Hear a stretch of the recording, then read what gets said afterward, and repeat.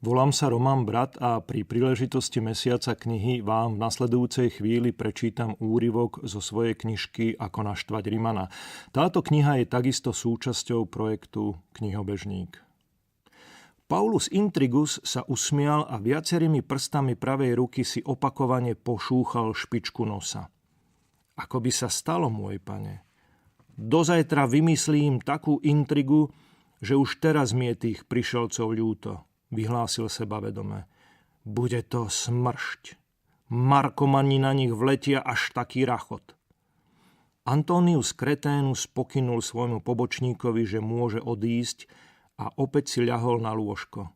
Privrel oči, jemne zadržal dých a sústredene si začal predstavovať, ako to celé dopadne. Na druhý deň ráno sa letci vrátili so stovkami vriec strukovín. Pevec Brnkačka vytiahol lutnu a od radosti, že doletela šošovica, zanúotil. Ostatní sa v tej chvíli čudovali, že Brnkačka hrá, lebo za normálnej okolnosti nikdy nevytiahol svoj nástroj pred zotmením. Počujte, to chce poriadny žúr, zakričal Brnkačka, keď videl, ako sa ľudia začínajú natriasať. Vladyka Srdúch potiahal do seba rané sople a súhlasne kývol hlavou. No nech, povedal si, ak máme šošovicu. A tak sa to celé zbehlo. Teda neplánovaný žúr sa zbehol. A ešte celý národ. Ľudia nechali prácu prácou, pevci Brnkačka, Dunihlav, Dierka a Zlatohlas naladili nástroje, prečistili zachrípnuté hlasy a rozpútali peklo.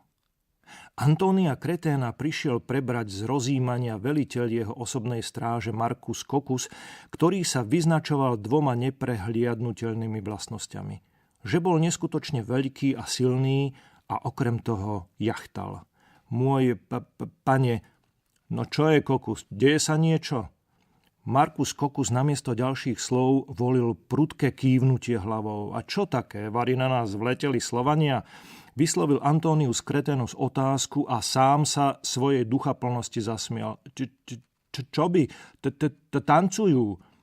Antonius Kreténus znechutene vstal z lôžka a potľapkal jachtavého vojaka po pleci. A preto to si ma vyrušil, ty kokos. Neveriacky krútil hlavou a hľadel Markovi Kokovi priamo do očí. Marcus Coccus nemal rád, keď mu takto jeho nadriadený potvoril meno. Volá sa predsa Coccus, nie Kokos. Keby nemal problémy s jachtaním, požiadal by ho, aby s tým prestal. Takto sa na nič nezmohol. No a čo keď tancujú? Čo je na tom čudné? Za bieleho dňa? Antonius Kreténus vypleštil oči. Veď hej, to je fakt nejaké čudné. Na kone a švihom na kopec, zreval a vybehol zo stanu. Rimania pozorovali z náprotivného kopca čudesný výjav.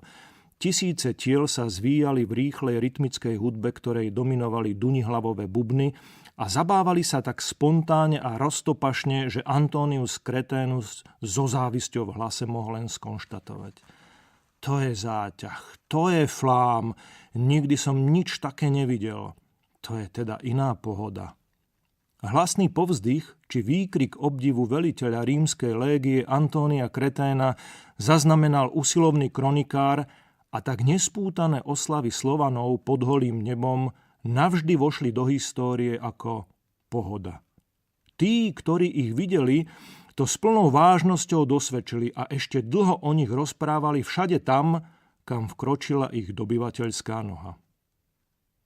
Ďakujem vám za pozornosť a želám vám príjemnú cestu.